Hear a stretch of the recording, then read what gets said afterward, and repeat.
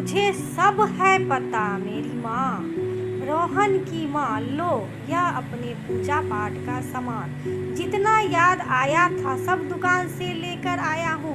इस बार खूब मन से जमकर जन्माष्टमी मनाना, क्योंकि कान्हा जी ने तुम्हारी मन की मुरादी पूरी की है। माँ ने चौंकते हुए कहा, कौन सी मुरादें?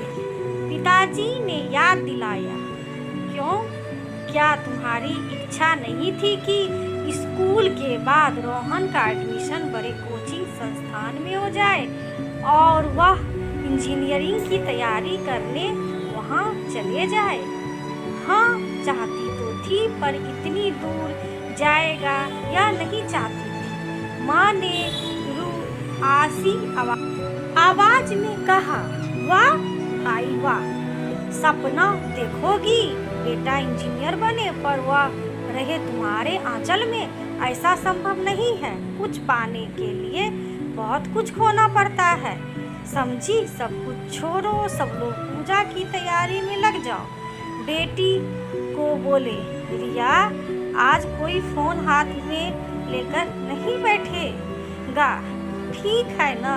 चलो साफ सफाई में माँ का हाथ बटाने। ओहो, पता नहीं सुबह सुबह किसका फोन आ रहा है। अब किसके पास समय है आज के दिन बात करने का? देखो तो रिया, कौन है जो इतना बेचैन है बात करने के लिए? माँ ने खींच कर कहा, कुछ लोगों के पास दिमाग नाम का चीज नहीं है। छोड़ो, जिसका भी है अपने आप का रिंग करना छोड़ देगा। माँ मन ही मन बड़बड़ाते हुए कृष्णा जन्माष्टमी अपने कान्हा जी को पहनाने के लिए फूलों की माला गूंथ रही थी। तभी बेटी कमरे से हाथ में फोन लिए दौड़ी पूजा के घर आ गई और बोली, माँ देखो ना, भैया का फोन है, बात कर लो। भैया का? परसों ही तो फोन किया था, मैं कितना कुछ भूल रही थी और वह सिर्फ हाँ हूँ कर रहा था। मन नहीं लग रहा होगा, यहाँ रहता तो जन्माष्टमी की तैयारी के लिए धूम मचाए था। देखना वो पक्का पूछेगी, माँ भोग में क्या बना? छोटी बेटी रिया बोली, माँ हो सकता है कि उसके आसपास कोई होगा, इसलिए भैया कुछ नहीं कह पा रहा होगा। अभी बात करना चाहता है तो कर लो ना। अच्छा रहने दो, बाद में बात कर लूँगी। देख नहीं रही हो, अभी काम कर रही हूँ और ढेरों काम बाकी है। पूजा का घर साफ करना है, पूरे घर में फूलों को सजाना, उसके बाद कान्हा जी का भोग लगाने के लिए तरह तरह के पकवान बनाना है। आज बहुत व्यस्त हूँ, जाओ फोन रखो और थोड़े झूले को साफ कर दो। फिर से फोन की घंटी बज उठी। रिया देखो तो अब कौन है? माँ लड्डू की बूंदी तलते हुए बोली, माँ फिर से भैया का कॉल है, तुम पहले बात कर लो, बाद में व्यंजन बनाते रहना। नहीं से बहुत कम है, भोग नहीं बना तो कान्हा जी को क्या खिलाऊंगी? मेरे दोनों हाथ अभी व्यस्त है। जाओ जाकर पापा को दे दो, वह बात कर लेंगे। रिया ने फोन पिता के पास ले गई। पिता कॉल रिसीव करने से पहले ही भड़क गए। खिसिया कर बोले, यह लड़का पढ़ने गया है कि मटर गश्ती कर? 24 घंटा फोन पर लटका हुआ रहता है। 4 महीने में 400 बार फोन कर चुका है। हर बार एक ही बात, पापा यहाँ कुछ अच्छा नहीं है।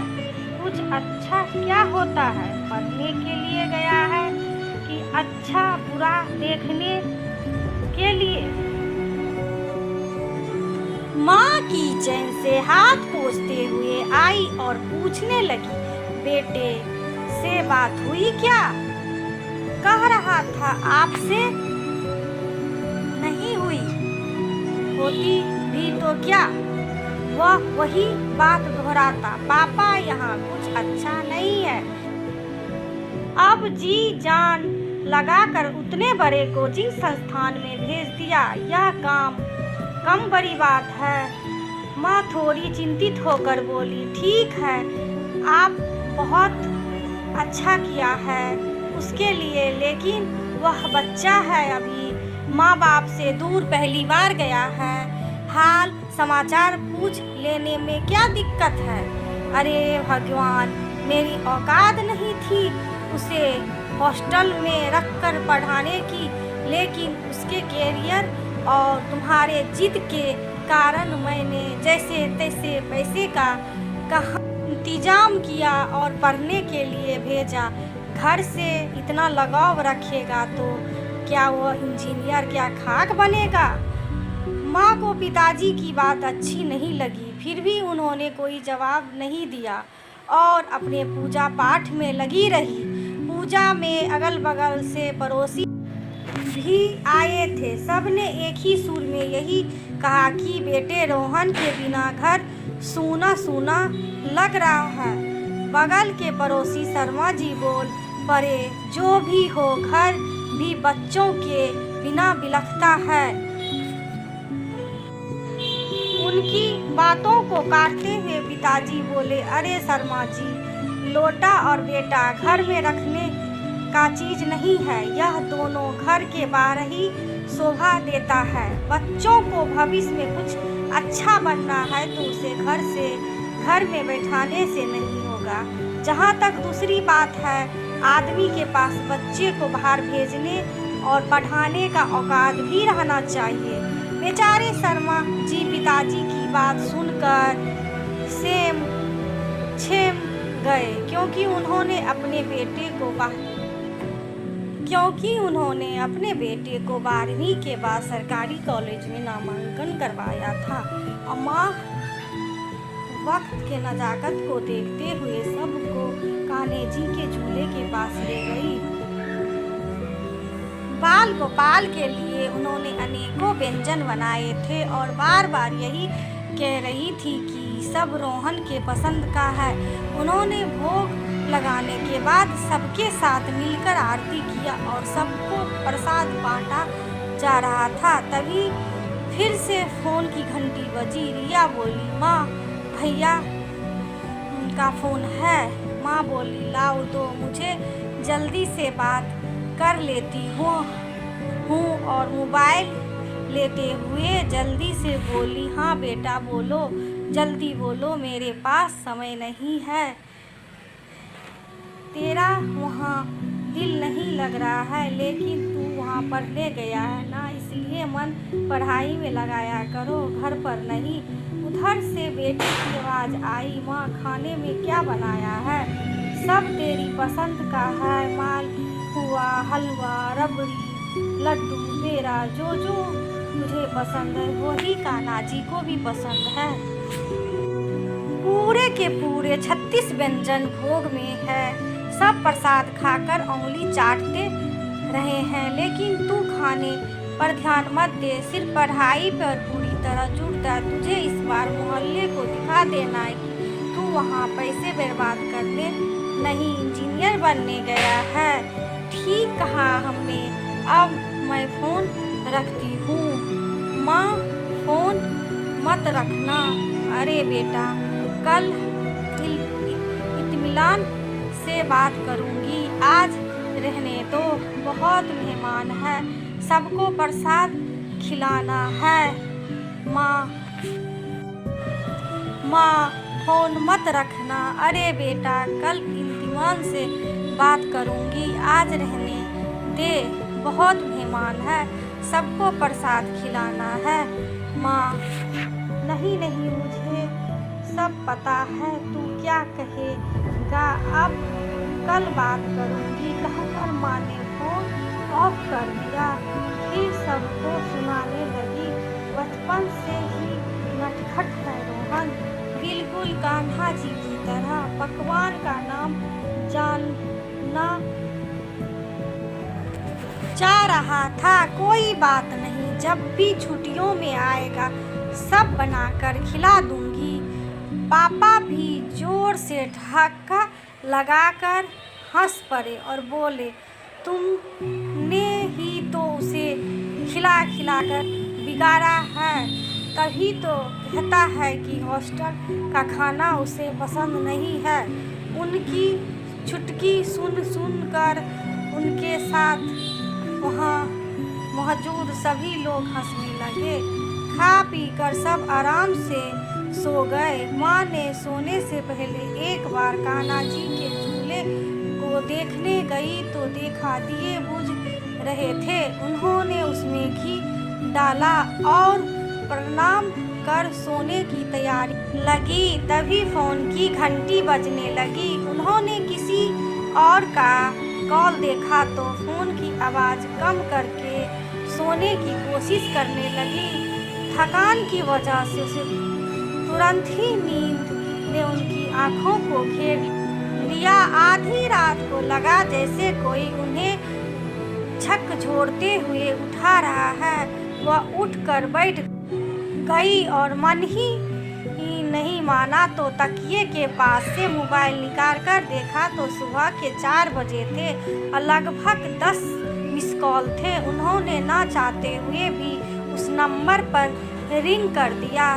पता नहीं उनकी कानों ने क्या सुना से अचानक से चित्कार उठी और चीख से पूरे घर थरथरा गया। जो जहाँ सोया था दौड़कर माँ के कमरे में आया। माँ अपने बिस्तर के नीचे बेहोश गिरी थी।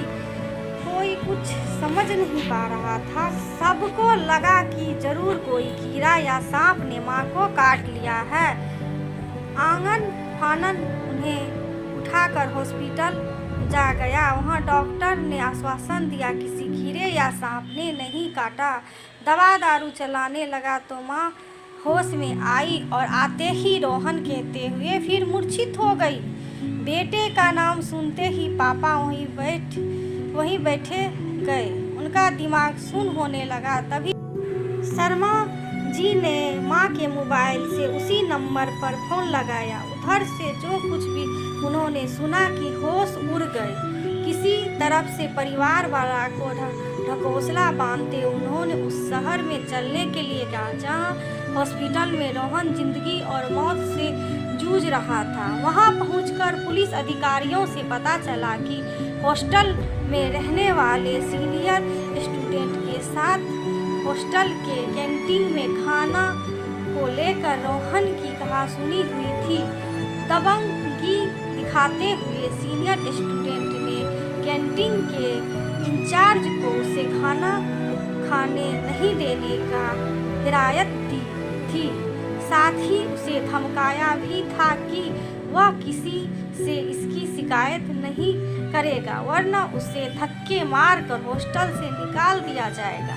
जिस कारण से रोहन पिछले 4 दिनों से कुछ भी नहीं खाया था।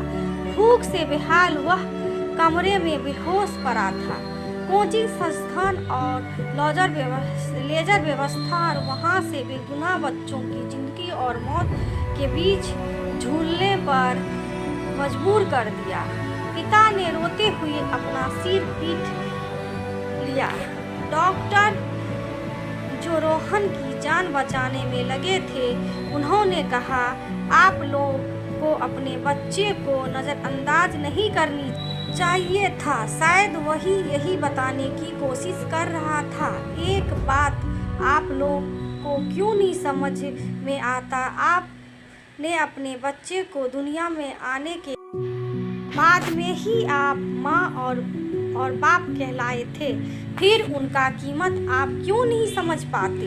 डॉक्टर की बातों को पिताजी निर्जीव के समान सुन थे। एकाएक उन्होंने डॉक्टर का पैर पकड़ लिया और जोर जोर से होकर रो पड़े। डॉक्टर की कोशिश बेकार हो गई। कुछ दर्द बूंद आंखों से झलक गई थी। माँ को तो होश ही नहीं है। लगभग 2 महीने कोमा में थी। जब भी होश में आती तो एक ही बात कहती कि मैं हत्यारन हूँ अपने बच्चे की। कान्हा जी झूले में रोहन की तस्वीर रखकर पगली की तरह झुलाते हुए लोरी गाकर सुलाती और मैं जागूं रे तू सो जा ओ मेरा गहना। नियति कहिए या लापरवाही, माँ बाप का घोंसला उछल चुका था। अति महत्वाकांक्ष और दुनिया को दिखाने के चक्कर में उन्होंने अपने बच्चे का अंतर्नाद को अनसुना कर दिया था। काश एक बार सुन तो लेते। दोस्तों, ये कहानी आप सभी को कैसी लगी? अपनी राय जरूर बताना दोस्तों। क्या माँ बाप को ऐसे करना चाहिए अपने बच्चों के प्रति लापरवाही? कहानी सुनने के लिए दोस्तों धन्यवाद।